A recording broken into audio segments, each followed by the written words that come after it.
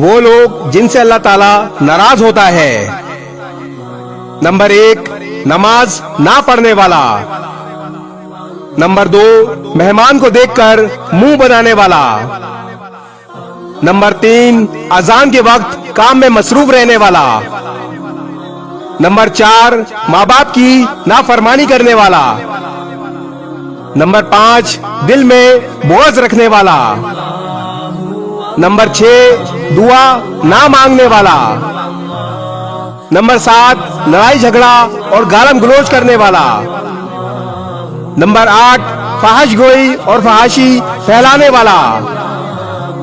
Number 9، غرور اور تکبر کرنے والا۔ اور نمبر 10، پڑوسیوں کو تنگ کرنے والا۔